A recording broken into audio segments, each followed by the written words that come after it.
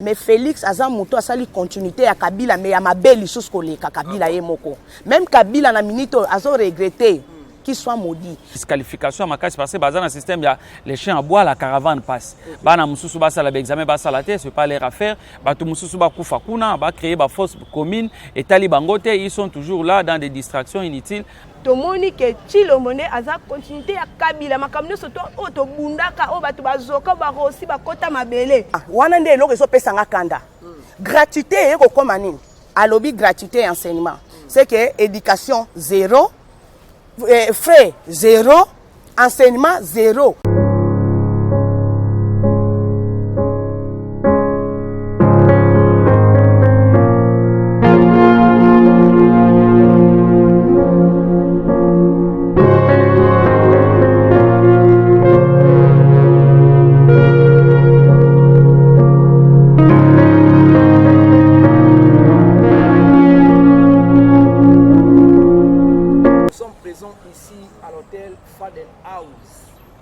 Il y a le président élu, comme toujours dit, dans 4 réunions sur la décidé.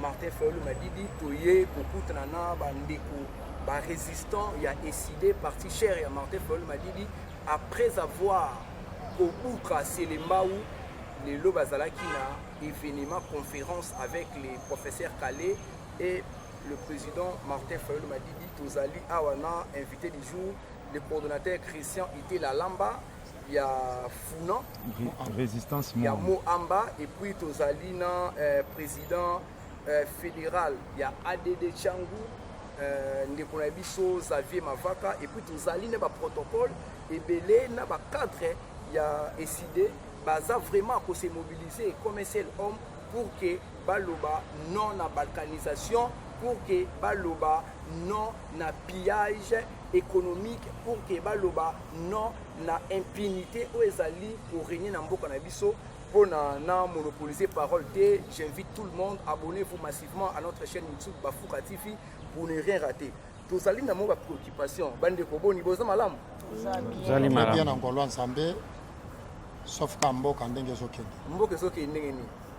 Fais ça papa un micro rapidement parce que Mboka zokende ndenge ni. Mboka oyo soto lobi toza bien, c'est trop dur.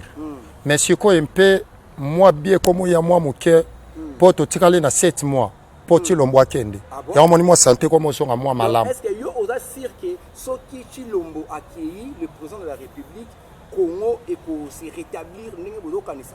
Mais moto alobaki na Genève, le changement du Congo s'appelle Martin Fayulu. C'est qui?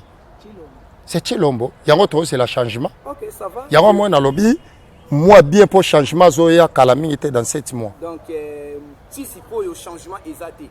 Est-ce que on reconnaître à ta bien fait il y a Fachi Béton attends moi leur qui est malgré selon la majorité des personnes ba congolais bazo mona qui vraiment mboka ezoki na moi hein donc ezo boité.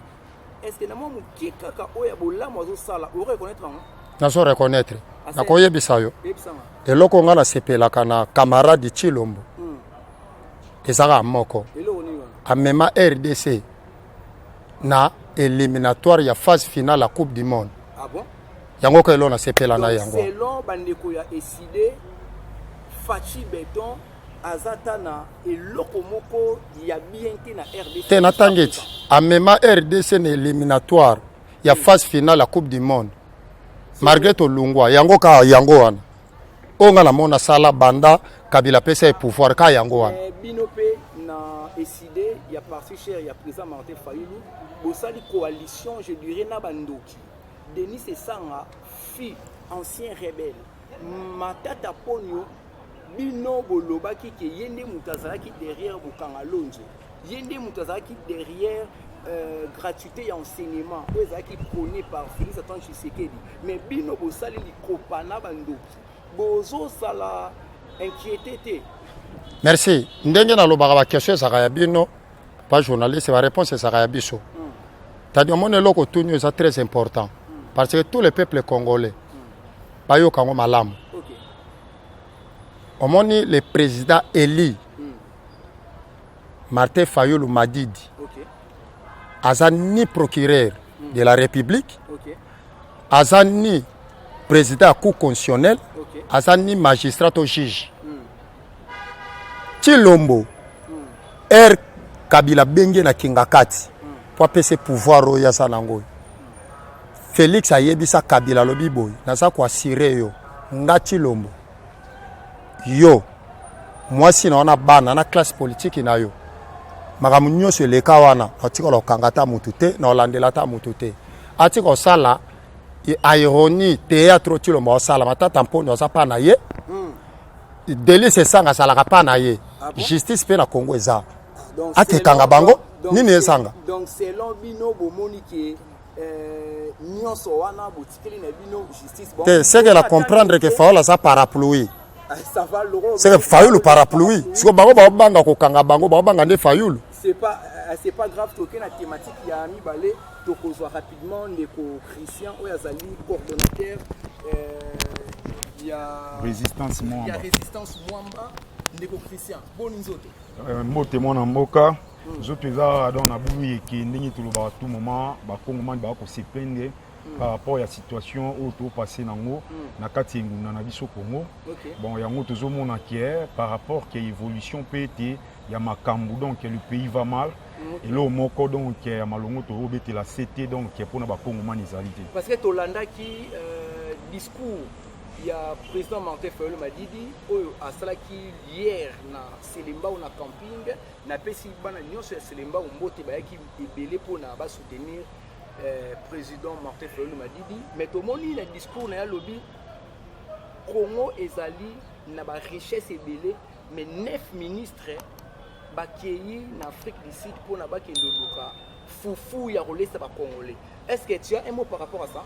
Bon par rapport à ça bakongomani bazalaki ebele donc biso epa na biso likambo ya baplein to ya population tolobela yango lisusu te parce que oma limisano yango à titre de rappel tokoyebisa bakongomani nyonso tu mokolo ya le 13 samedi oyo biso nyonso tozali na nzela po ete tolakisa banguna oyo ete balingi te kongola vivre tolakisa bato nyonso tu oyo bakosala mabe na engunda ya mboka na biso ke congolais aza na détermination de manière ke ya koyebisa bango bakite pays. Et puis donc batika ba makambo bango ba kusala ezali pona b'intérêt te donc pona kozonga na mituna na mona mboka les jours ya meeting le président Eli Martin Fayulu alobaki tozalaki na ba papa plus o azali fiti exécutif ya Mwamba mikoleza ko ya muto akokambali donc lingomba ya bana mo amba tozalaki na bango pete ba tebele wana donc to telemaki mokonzi lobby apesaki mot d'ordre na ba militant na ba cadre na bato nyonso surtout que na besoin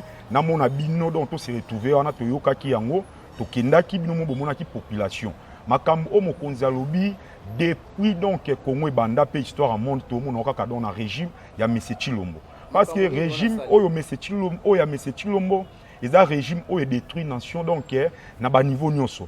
Pourquoi que donc biso ba Congolais to se sentir que toza humilié mondialement eza vis-à-vis ya ba comportement Monsieur Chilombo lelo oyo na mboka lokola Congo bazwa ba ministre bokeli na ba pays oyo biso to bokolaka oyo ete baza ko investir na ba meilleur endroit na ba pays na bango na ba biloko na biso lelo ministre donc akende kolwa masangu lelo mutubo akende koluka biloko est-ce que donc to so trouver donc bomo na makamoni ça normal na bino bato bozali ba panzisango par rapport ya situation ya mboka ne ezali kokende tozala kaka faute ya Félix Tshisekedi parce que ye asali kaka 4 ans au moment ate tokopesa faute et pas ndeko na biso Kabila oyo asaki 18 ans ayebaki ko créer autosuffisance alimentaire te bukanga lonzo wana eyoto beba balobi production nyonso bukanga lonzo ebandaki kokende epai ya bapaya mais ezali ndeko na bino bosali kitana ye matata polo ndazalaki na projet bukanga lonzo mais lelo o matata polo wana akomi na ye lisusu bradwa ya Martin Fayulu Madidi.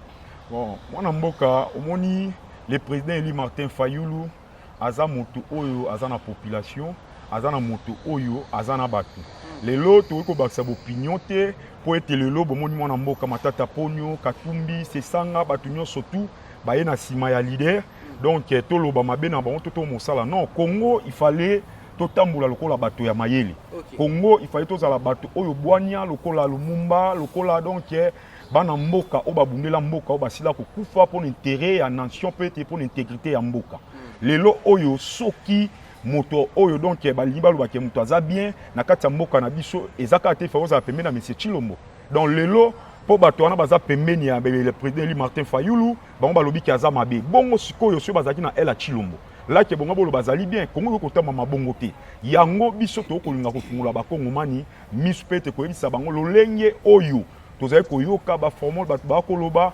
lolenge o ba interprétation ya mabe ko sama non le président Eli Martin Fayulu ake ko sanga na Kabila ezali bongo te wana ezali ba les ondi ezali ba préjugé bato ba ko sala campagne contre mokonzi ya mboka oyo ete peuple avotaka ete oyo peuple abimisaka liboso alobi ke tozali na sima na yo donc toza ko soutenir yo sikoyo bato baolinga ba affaiblir combat na ye mais tellement ye pas ali aigle akomona bango yango moni ke ba koloba trop maloba na bango ezali na makasi te président fédéral Xavier Mavaka Mboma papa Xavier boni santé santé ezali malamu mais nako bandana no ko présenter ba condoléances ya bandeko nyonso bauti ko kufa na mbula ya makasi ebeti na est andeko ebele bakufi na présenter ba condoléances na kombo ya président Eli Martin Fayulu Madidi ba condoléances na kombo ya président national na biso ya parti ADD Congo Action pour la démocratie et le développement au Congo pe ya bana changu nyonso o baza sima na ngai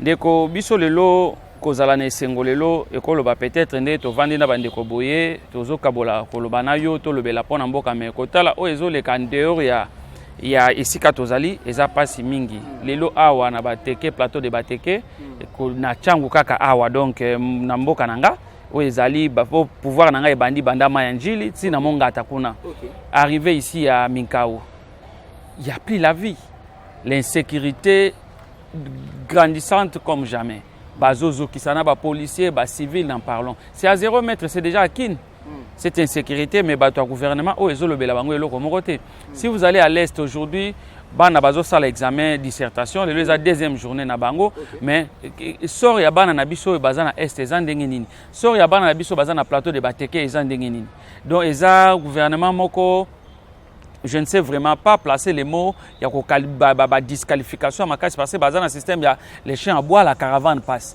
bana mususu ba sala examen ba sala te c'est pas leur affaire bato mususu ba kufa kuna ba créer ba fausse commune et talibangote ils sont toujours là dans des distractions inutiles en tout cas c'est ce qui nous pousse vraiment d'accélérer vite pour faire partir ces régimes mais concrètement vision il y a Martin Fayulu m'a dit ezalaka nini parce que il paraît qu'il y a ezalaka non opposition radicale nyonso ya ye ezalaka non vision na ye ezalaka nini par rapport à tout ce qui se passe tout ce qui s'est dit de notre cher et beau pays. Vous devez comprendre avec moi que quand le président Martin Fayulu était en tournée franco-américaine, il y a eu l'histoire de EAC au début. Il avait arrêté tout ce qu'il faisait comme tournée, conférence dans des différents pays. Il est rentré ici au pays. Pour que Vandana Bandekonyon Sobatala, qu'est-ce qu'il faut faire? Parce que à senta déjà danger bien avant que M. Chilombo Mimimbo Kanabiso na libulu abelela ba comprenate partitites à Mimimbo Kanabiso na EAC. Et quand le président Eli Martin Fayulu est rentré, vous avez vu, vous êtes journaliste, comment on l'avait accueilli à froid. Avec des policiers, nous on était dispersés, on ne savait même pas l'approcher. Nyonso wana pona nini bato balingite mayele oyo nzamba pesa na bana mboka batia yango na plateau pour que ça puisse servir tout le monde. Bazolinga ko étouffer l'intelligence na ba sagesse moko boye pona ba détruiment ba antivaleur et zo place. Aujourd'hui vous allez comprendre avec moi que le président Eli Martin Fayulu Madidi azo sala opposition to résistance oyo tete mona na mboka na biso depuis ebanda. Lui il propose à ça la plan sortie de crise pour qu'on n'arrive pas là où nous sommes aujourd'hui. Baboy Kozouango en considération, on dit Azolu Kamsala et tout consort. Et il ne cesse de le dire jusqu'aujourd'hui, il propose à travers nous les communicateurs. Quand nous passons à la télé, à la radio, on ne cesse de donner des idées à ce gouvernement, malheureusement pour eux, Baza Kunate. Nyonso tozolo banabango, nyonso ba o tozolo babazo kate, o bango bazolo beza provisoire. Mais est-ce que ceux qui Mokonzi Mboka, président de la République, Félix Tshisekedi, attendre président Martin Fayulu Loboko alobi ke ayaba pesana mayele pona intérêt ya mboka. Est-ce que aroza d'accord na idée wana? Apesa kango plusieurs fois. Ça ne sait pas, cela ne signifie pas que ba ne ba vanda na ye na palais de la nation ba solola. Mais parce que pour que les Congolais... Et ce qu'on a l'unité, on est tous Congolais. Oui. Papa Félix est Congolais, papa Martin Félix est Congolais. Pourquoi pas se mettre autour d'une table pour qu'il va trouver solution pour les Congolais? Omoni, vous devez comprendre une chose que le président Eli Martin Fayulu m'a dit, dans le plan de société, au centre, c'est l'homme. L'homme, c'est le peuple congolais en général. Okay. Donc, M. Tshilombo aussi fait partie de ce peuple-là. Ce qui est nécessaire aujourd'hui, on a beaucoup crié pour que les gens se retrouvent, qu'on en parle, parce que c'est notre pays. Nous sommes à l'opposition, vous soyez au gouvernement. Ne pensez pas que ce que vous faites aujourd'hui, si vous faites mal, que cette mal va finir aujourd'hui. Ça peut avoir des répercussions. Vous avez suivi, les profs Kalé venait de dire, nous sommes tous des Congolais, dont le président Eli. Nous devons penser à nous et à nos progénitures, donc nos enfants qui vont venir aussi pour trouver ces pays comme il faut. Parce que ne faisons pas les choses à la hâte comme si parce que nous allons partir dans quelques mois, après nous allons partir et laisser les pays dans des pétrins. Ce n'est pas normal. Et vous devez comprendre aussi que aujourd'hui, la Mouka ont tout fait pour que base soit consensus autour de la CENI, autour de la Cour constitutionnelle.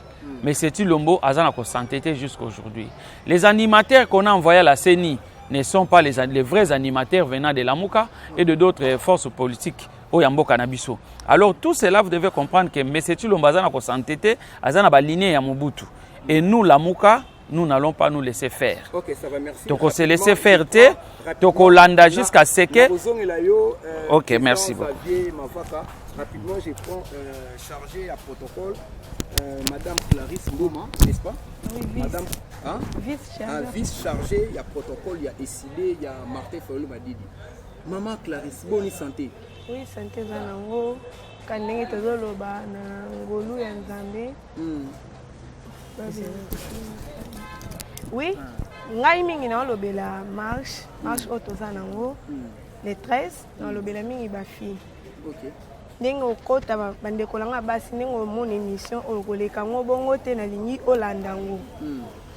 Biso ba Congolais eloko basakanela biso po tolingi kokota na distraction mingi. Est-ce que bino basi bo se mobilisera surtout jeune fille na kamo yo ebenye kitoko mais ozape ko s'impliquer na politique. Biso to ngane naza kutu bona coordonnatrice ya place de la résistance Matalatala. OK. Naza wana na nimaka na mobiliser bato. Yango leloko na koloba na point loko simba ngo na yebisa ba fille bo ba fille mingi to simba téléphone to se distraire kaka na WhatsApp, Facebook, OK mboka eza biso akokufa. Esengeli biso to lamuka. Soki oboyi politique ba jeune fille politique ezolanda biso na mega. Lelo soko tali à lui o Tshilombo azo mema mboka. Ça unité apambe komi na combien? Mega ezalaki apona soko sombi mega ba pesa biso mega 48h 72h. Mais na régime à Tshilombo mega 48h eza lisute. Mega ekomi 24h. Donc nyonso tout est pas Tshilombo ya malamu ezate. Ezate biso na tyango azo mutalaka ya so de muto achela biso. Et baki seli biso ate eloko moko te embouteillage. Soko okota okeba kote loko la route mokali wana. Okini bopeto. Mbula on ndenge ezobeta papa moya kotia lokolo ezate. Ba policier batia ekoma lokola cop lokola Tshilombo moko azwa pouvoir ya konommer. Lelo histoire oyo zoloba na biso ke balobi na biso to sanga na Kabila. Nani o aza na preuve amoni président élu Boyena Kabila zolia. Azate. Tshilombo Kabila aya abenga président élu aboya kokende ko sangana Kabila. Lelo tomoni ke Tshilombo nde aza continuité ya Kabila makamno soto oto bundaka o batu bazoka ba rosi bakota mabele poto libérer mboka. Mais Tshilombo lutte o papa ne tienne salaki Tshilombo amoni yango te lelo amoni a décevoir peuple congolais. Et ça déjà ko biso peuple congolais on a déception papa mboka mambo ezo simba te. Et simba te soki na daki mena linyana la kisono ba bande hygiénique ya pamba ezalaki 800 francs. Na miso to lo ba bande hygiénique ekomi na 4000 francs et comme na 3500. Social ya ba congolais eza négligé. Bon là je prends rapidement na ozongi la yo je prends chargé national ya protocole ya SID madame Mavi Katambo. Maman Mavi bonne santé. Papa nga penda santé na oyebisa yo boye na ya yo na yanga eza mabe na limite ke outi ndako yo sala émission oliaki transport apambo moni embouteillage ndenge ezali. Or journaliste un vrai journaliste aux hommes en France, aux États-Unis partout, un journaliste parce que azozwa ba image. Est-ce que yoza libre na kacha mboka Chilombo sala émission penza o critiquer Chilombo penza na kacha ya télévision. Ale lobby o circuler na kacha RDC. Ba bomayo. Mais ba yemo kaka Félix Antoine Tshisekedi a sali liberté d'expression, critiquer. Papa, c'est le règlement de compte. Aouti okanga batu combien bazan na prison, ba bimisi bango. Et là on a oloba boy. Na oke musika te, na maman, to me mabana 9 mois, to bimisi ba ministre. Félix abotami na maman. Papa na ya alobaki le peuple d'abord.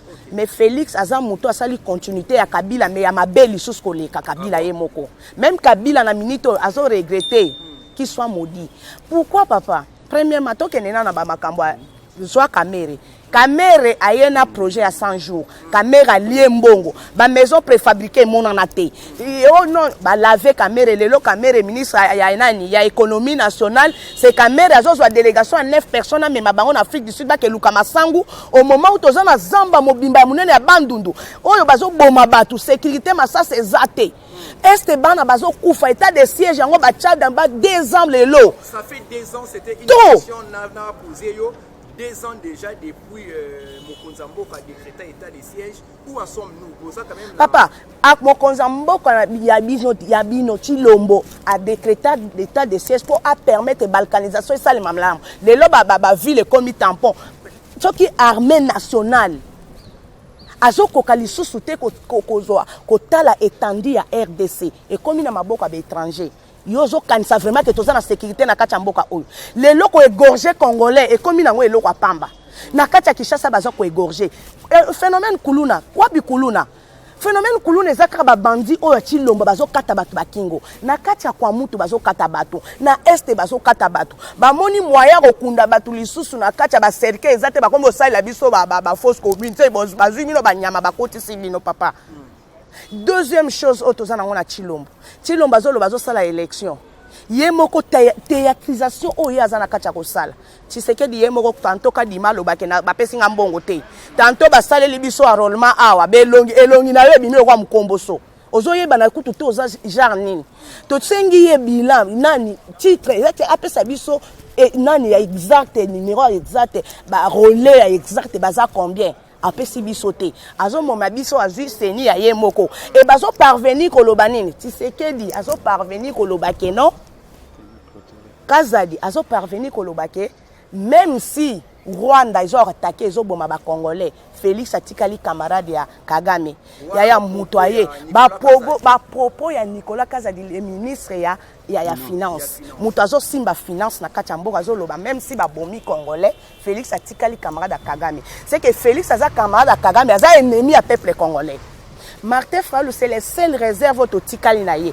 Lelo na yokaki papa journaliste ozo loba ke no balobi ke Fayulu asali lisanga na bandoki nani ndoki nani ndoki matata ponyo bafundi ye papa matata ponyo bafundi ye ke non a détourna kimbonga bukanga lonzo cour constitutionnel accueilli oh non baza incompétent batindi na cassation alobi non matière eza incompétent yebisanga na matata ponyo na Chilombo na justice na ye nani azandoki soki matata ponyo a détourna kimbonga bukanga lonzo bene matata ponyo azana nani soki matata ponyo akangami te c'est que matata ponyo a fait son travail détournement et outi pas Kabila continuité à Chilombo. Écoute, je vais vous dire papa, wanande elo reso pesanga kanda. Gratuité eko koma nini? Alobi gratuité enseignement. C'est que éducation 0, frais 0, enseignement 0.